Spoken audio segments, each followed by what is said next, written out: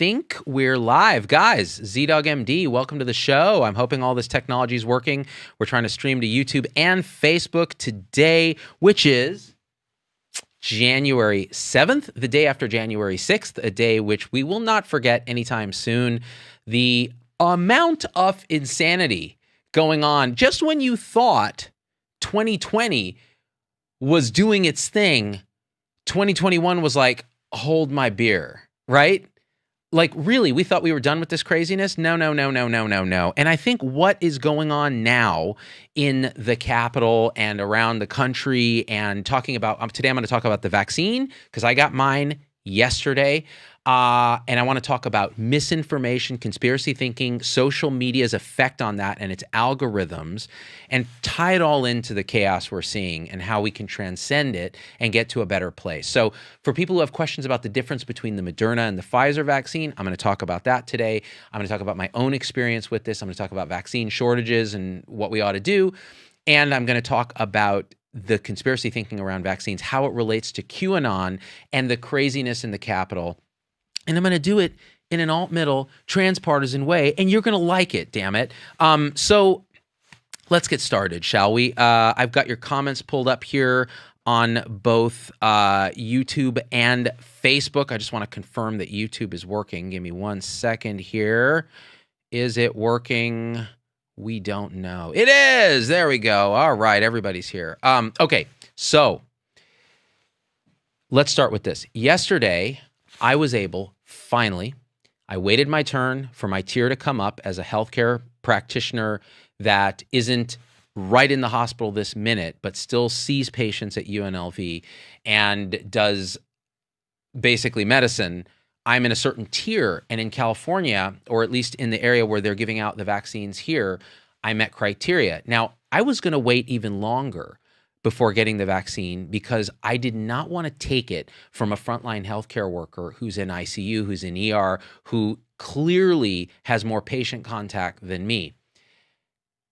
And then I started hearing and reading and watching the reports and looking on social media at the large percentages of healthcare professionals. When I say large, I'm talking 20, 30, 40%, depending on where you are, that are passing on the vaccine, declining it. And that got me concerned because at that point, it doesn't look like I'm taking a vaccine from a frontline healthcare worker. It looks like they're passing on it. And that got me thinking, again, why is that? And I've talked about a little bit on the show before on New Year's Eve, talking about why it is that healthcare workers are reluctant. Many of them are reluctant to get this vaccination. And some of it is crazy conspiracy stuff and misinformation. And some of it is just they're behaving rationally. Well, they worry that it's too quick. They've already been mistreated so much by leadership, not getting PPE. They feel like they're being treated as guinea pigs. They want to wait until more data comes out. And I think it's predominantly nurses and non-physicians that are doing that. I think physicians are more likely to have looked at the primary data and said, yeah, okay, I'm okay with this. Or they're just conditioned differently about therapeutics. Either way, whatever the bottom line is, it's a real problem if you're concerned about frontline healthcare workers' safety. So after reviewing the data myself and talking to people that I think are very smart and doing many shows about this, I'm pretty convinced that this vaccine is safe and effective, and you have to weigh your own risk-benefit profile. Like, it may have a slightly higher risk of allergic reaction, these two mRNA vaccinations. But by slightly, it's like, well, instead of 3 in a million, 11 in a million. So, and those tend to occur within the 15-minute monitoring time, and they're treatable. So again, risk-benefit. And I've already done shows on, hey, if you're breastfeeding, if you have autoimmune disease, if you have allergies, what should you do? The answers are in previous videos. Bottom line is most likely get the vaccination, but you have to weigh risk and benefit for yourself, right? So for me, the risks were I'm 47. I have 2 genetic conditions that were picked up on a 23andMe screen, factor V Leiden and prothrombin 2021OA, that put me at according to 23andMe's evidence research, which I looked at the primary data, it's a little soft. I have a 75% lifetime risk of developing a blood clot, a deep venous thrombosis. Well, we know that the coronavirus promotes clotting, and that's one of the complications of coronavirus. So even if I got an asymptomatic case of coronavirus, my chances of getting blood clots, given my pre-existing conditions, are high. So in my calculus, the vaccine is a no-brainer if it might potentially reduce that risk. Now, we don't know how much it does because that specific condition hasn't been studied in the trials, right? So that's why I elected to get it. I got it yesterday. The video's on YouTube, on Facebook and Instagram, so you can watch how painless it was. And I'll tell you my experience. I got the Moderna shot, not because I actively chose it, but because that's what was available. And I looked at data sets between the two, which we're going to talk about, and I said, you know what? These are pretty similar. It's hard to make a compelling case based on the available data for one over the other. And so at that point, I took what was offered to me, the Moderna shot, and it was painless, slept like a baby. This morning, pretty sore arm. Now, that makes perfect sense because it's a few cc's of fluid in a muscle, and what the way the vaccine works is it sends an email through messenger RNA to your cells, your muscle cells there, and your dendritic cells, these sort of anti-antigen presenting cells, you don't need to know that, to say, hey, here's the instructions for how to make a spike protein, which will then be exposed. It'll come to the surface of the muscle cells, exposed to these immune system cells that are always scanning for problems, and we'll teach them, hey, this is something that's foreign. Probably you should start to learn how to fight this. And that may trigger an immune response in the form of fevers, headaches, muscle aches, the kind of they call it reactogenicity of the vaccine. That is a sign that your immune system's firing up. Or it may be as simple as a sore arm where those muscle cells that are showing these foreign particles can get inflamed from your own immune system, which is good. That's what you want. Because when the real virus comes, it is doing that to everything in your upper respiratory tract, in your lungs. This is a virus that can cross into the brain. So you have to decide, am I okay with a sore arm, maybe a fever, maybe some muscle aches, maybe some arthralgias, a very small risk of a severe allergic reaction? Or am I okay taking my chances with the wild virus? And that's a calculation that only you can make. And you can talk with your doctor, but you need to be educated with what the facts are so you can make that decision, right? Nobody's putting a gun to your head and saying, take the vaccine, and including me. I say make a decision based on evidence that is given to you. Where I get angry is when I see healthcare workers spreading misinformation online. As healthcare workers, I'm a nurse and I read about, this conspiracy about nanoparticles and sterility and all this, all of which is not true, all of which has been debunked. Nurses are the most trusted profession in the United States, and that's an abuse of your trust because it's not true. You've been played by the algorithms that fed you garbage that we're going to talk about in the second half of this live. That fed you garbage that fit your ideologic belief already. So in other words, maybe you're someone who does not like people telling you what to do, which, hey, I'm like that. I'm a pretty libertarian dude. So it fits that, they're trying to do this, and they're trying to control us, and Bill Gates wants to chip us. By the way, a remarkable number of Americans believe that. Okay, we're going to talk about that as well. And so then you see something online that confirms your bias, maybe from a source that has ideological beliefs that are similar to yours, and then you go, okay, this must be true then, because that's how humans work. That's why social media is a poison. I'm going to say it again. I'm on Facebook right now and YouTube. Both these platforms can be poisonous. I mean, we can do better with them, but honestly, I'm for just burning them to the ground and starting fresh. But that's just me, all right? Locals.com if you want to try that. So that being said, for me, the decision point was, let's get it. So I got it yesterday, felt great, have this sore arm, no other symptoms today. Now, people have asked me, well, then should I get the Moderna vaccine? Should I get the Pfizer vaccine? Should I get neither? Should I get both? The Brits are saying maybe we can mix and match. Maybe we can talk about that a little bit. So the answer is this. When you look at the differences between the two vaccines, I can quickly summarize them, all right? So Pfizer is emergency use authorized for ages 16 and up.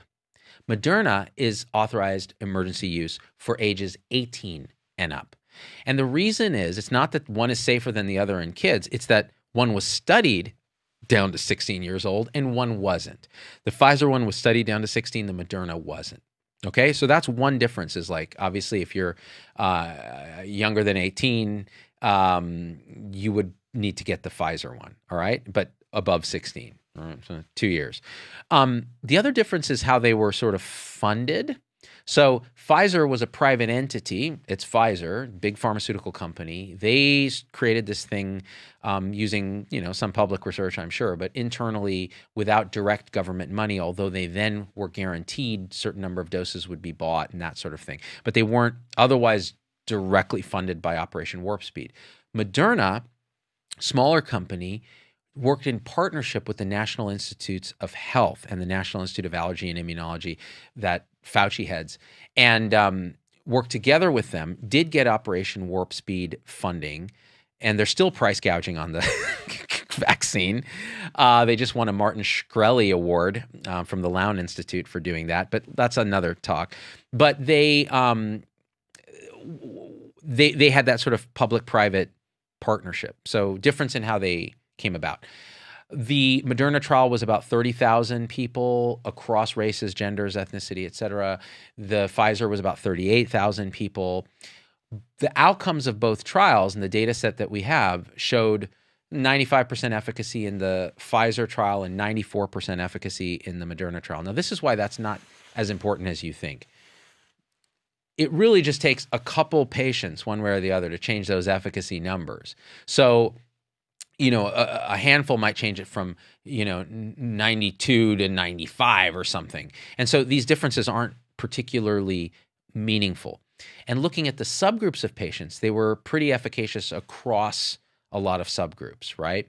A little less efficacious in the elderly. Both of them seem to prevent severe disease, so disease that winds you in the hospital on a ventilator compared to the placebo group. And so they're both pretty effective. So I don't think that you could argue strongly that you want one or the other based on efficacy, although you could split hairs. And if you look at the primary data, maybe you'll find something that's more compelling to you. Of course, most people don't do that.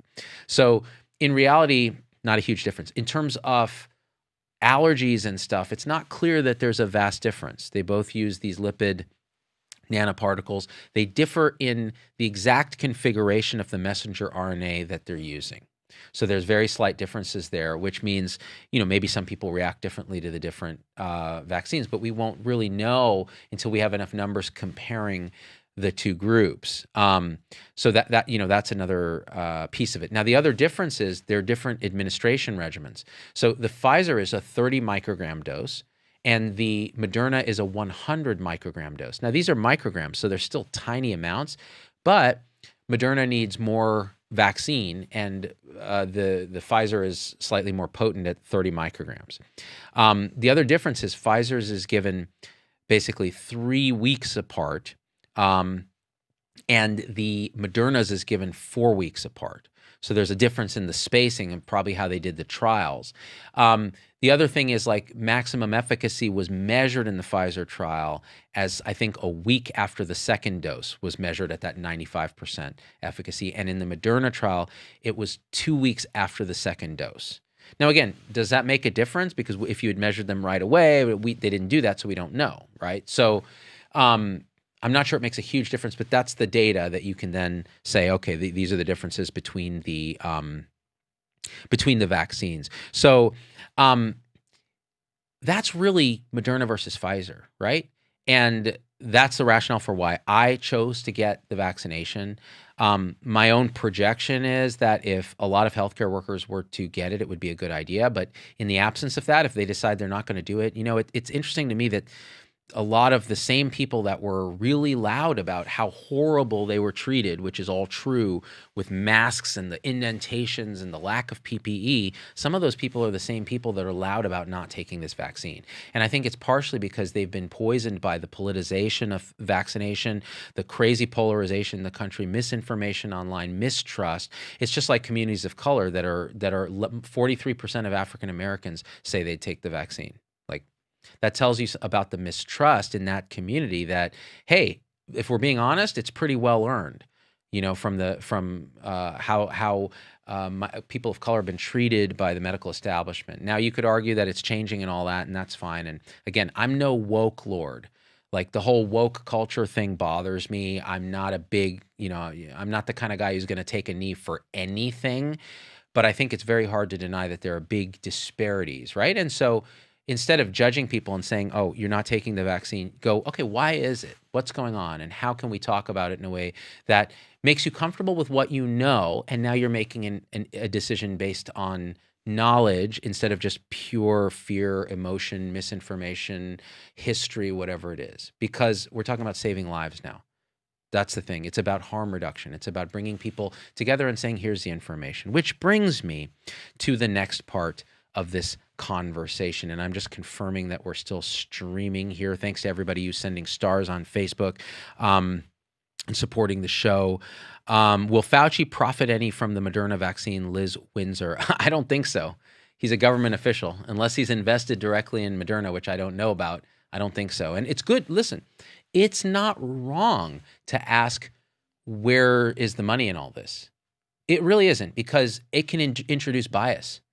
And, I think it's worth always asking those questions and being super skeptical. And when this thing started, I told you, I'm not getting any vaccine on anybody's just carte blanche without looking at data, talking to people that I trust, and convincing myself, doing my research. Now, the difference between a physician who's connected, well connected in the research community, and your average Joe on the internet who did their research is vastly different. And that's why you have to look at the sources of where you're getting your data, which brings me to this part of the show that I think is topical right now. All right.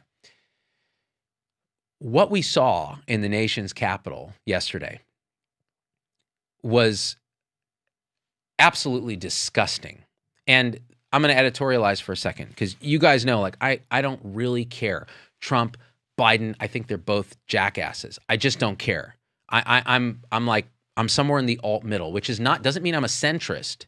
It means I look at what seems to work, ideas that work, and I have rational conversation with other rational people, and we debate and come up with a solution that will implement a policy that will help the most people and is consistent with what I think my moral palate is. When I mean palate, I mean like taste buds, like a palate, like you have a palate for certain foods. All of us have a moral palate. What happened yesterday was a mob incited by who they perceive their leader is, who tried to circumvent one of the icons of our democracy in a citadel that is not just a citadel for the United States, but is a citadel of hope and democracy for the world. They behaved like animals. They desecrated a holy temple. Lives were lost. And they did this on the egging of the commander-in-chief of this country. Now, I have never really been one to complain about Trump that much, because I actually like some of the stuff that he's done in terms of price transparency in medicine, in terms of a stiff middle finger to the establishment. Okay, I like those aspects of it. But his behavior, forget about who he is as a person. I have no idea. I'm not in his head. His behavior yesterday led to lives lost and the desecration of a temple and a messaging that is poisoning our discourse. That's it. And I have to say that, because if I don't say that, then I'm not saying what I actually think, and I'm not being authentic to my own moral palate. Now, let's talk about moral palate. What we saw yesterday was a bunch of thugs storming one of our most respected institutions. Look, say what you will about Congress, they're a bunch of dipshits. It's like family, right? Like when you can criticize your family all you want, you can rail and rail, but when someone else does, they better watch out. Well, these people who invaded through an insurrection our democracy are those people. They are the others that they so clearly don't want in government, right? And what happened here is a poisoning of the mind that was accentuated by social media algorithms. So this QAnon bullshit, and I say it's bullshit, has a Venn diagram of overlap with anti-vaccine conspiracy theory, pandemic dipshits, like all these people that have been the loudest lunatic fringe that I've been making videos about from the beginning of the pandemic. And you guys know I'm a skeptic of lockdowns. I was skeptical of masks early on. I'm not somebody who just says, yeah, whatever Fauci says, let's go do that, or whatever CDC says, let's go do that. Let's ask questions. Let's have dissent. Let's talk about science. These are not those people. These are people who've been led by an anonymous person on 8chan to believe that the government, Democrats in particular, is infiltrated by pedophiles who are trafficking in child sex, and their savior is Donald Trump. Now, just saying that should trigger every insane detection device in your mind, but it doesn't for these people, because those ideas fit whatever their moral palate is about liberty versus oppression, about feeling like they've been unfairly treated, et cetera, et cetera, et cetera. So there's reasoning why people radicalize around those ideas. But here's what happens. The commander-in-chief messages similar nonsense. And you could argue that that's partially why we have 350,000 deaths in the US instead of 300,000 or whatever the number would be. I can't put a number. I don't know what it is. Because the modeling behavior of the commander-in-chief is bullshit when it comes to how you behave in a pandemic. And it's bullshit when it comes to, oh, did you lose the election? Did you win the election? All right, fine. I'm willing to entertain ideas of election fraud. Show me evidence. There's none. So, and again and again and again and again. So now he's egging these people on through misinformation. Now, this has a point that's going to wrap into the medical stuff. So what happens when people who are ideologically aligned with you hear misinformation that their confirmation bias wants to believe, and you continue to hit their emotions instead of their reason? They are going to do some crazy shit. And it was totally predictable. What happened yesterday was 100% predictable from what they were saying they were going to do on their forums. And misinformation spreads drastically faster than real information. Believe me, I know this because I've spent so much time trying to combat it, and it'll never reach even near the number of views that the original misinformation reached, even after Facebook and YouTube block it, which I still think is a mistake, right? So what's happened now is this QAnon nonsense has bled into this pandemic nonsense, which has bled into the anti-vaccine. Oh, it's a 5G nanobot technology that Bill Gates is injecting in us. And on top of that, it causes female sterility. All right. Just listen to yourself, dude. Really. Like, I'm willing to listen to people who say, oh, pharma is going to bias the results. That's possible. Maybe it's less effective than we think. That's possible. Maybe there's some strange side effects that haven't emerged yet. Unlikely, but possible. That's rational. I don't want to be first in line to get the vaccine. Rational. They're injecting 5G nanobots so that Bill Gates can microchip us and control us because of something I read on the internet. Fuck you. You're out of your mind. And not only that, but you're a danger to people around you. You're a danger to your family. You're a danger to your community. And honestly, it's not your fault still. No.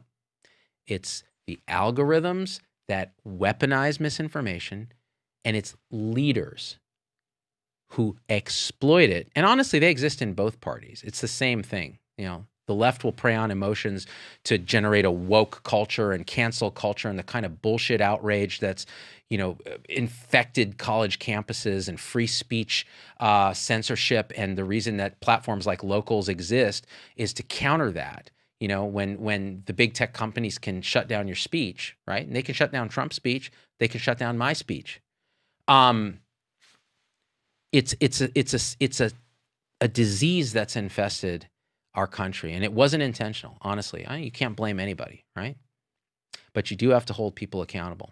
And this is the last editorial I'm going to make about Donald Trump. He needs to go, like yesterday. He needs to say publicly that he lost the election so that there's a peaceful transfer of power. I don't care about Biden. I don't care about Harris. I don't care about Democrats. I just don't care about that. What I care about is the safety and integrity of the messaging that America is sending, not only to its own citizens, but to the world.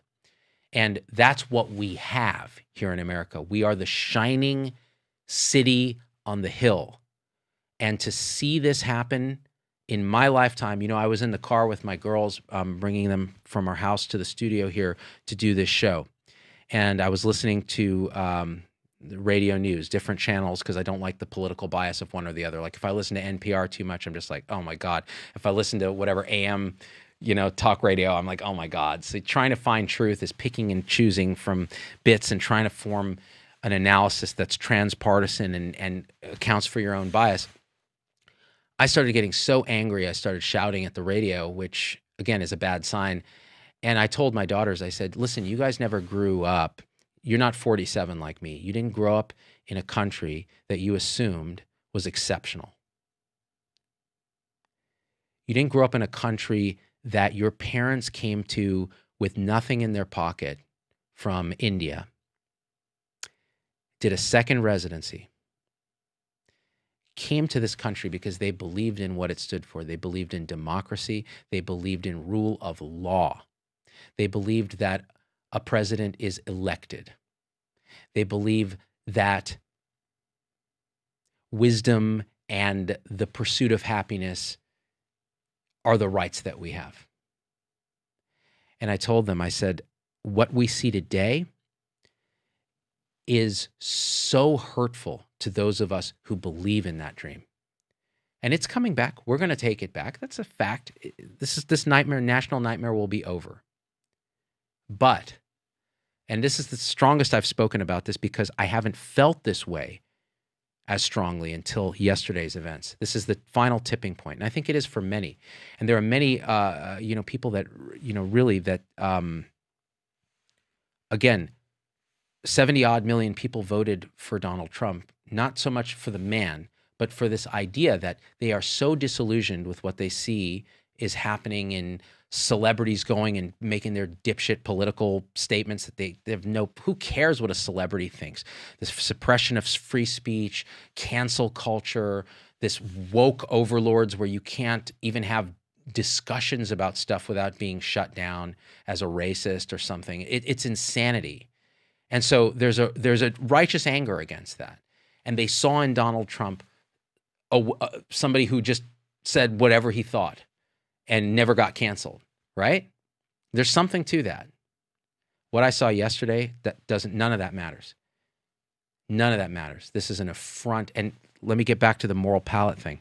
So, and now you got me going, I don't know what's going to happen. So we have these moral taste buds, all of us, right? Liberty versus oppression, loyalty versus betrayal, care versus harm, fairness versus cheating, sanctity versus degradation, right? That's just 5 of them.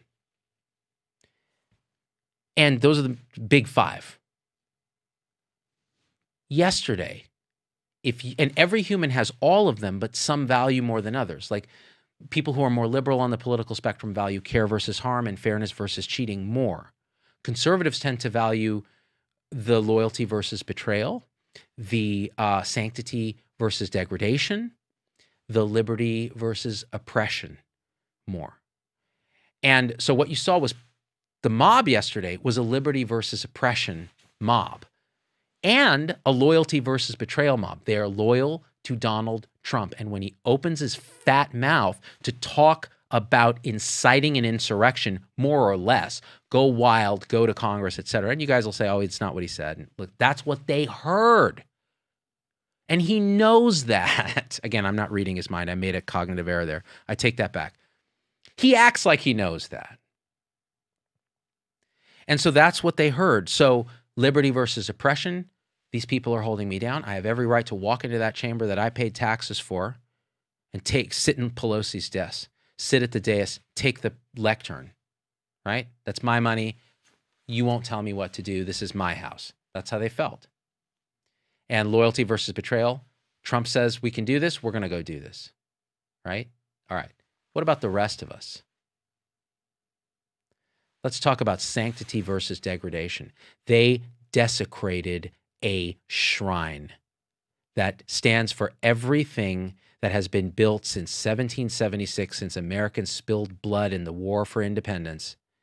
They desecrated that shrine. You want sanctity versus degradation? They're animals. That's what it feels like. It triggers a disgust mechanism in many people, including people who may politically agree with him. All right, sanctity versus degradation. Let's talk about fairness versus cheating. Actually, that's another one. They thought Trump was cheated out of the election. Why? Because Trump said so. Loyalty versus betrayal. All right, fine. What about the rest of us? There was a free and fair election by all counts. If you don't like the outcome, you should have voted, right? I'm pretty sure Gore versus Bush, a lot of people didn't like that outcome. There were some demonstrations and a little bit of violence, but nothing like this. Nobody's storming the Capitol because President Clinton stood up there and said, you guys should go overturn this fraudulent election. What would have happened, right? By the way, don't ask what would have happened if that mob were black. It would have been a massacre. All right, let's be honest. The Capitol Police, that's just straight dereliction of duty, right? So that being said, let's keep going with the moral palettes now that I'm going off the rails in a live show.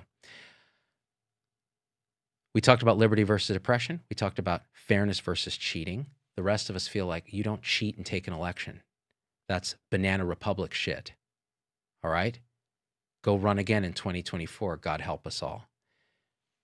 Next, care versus harm.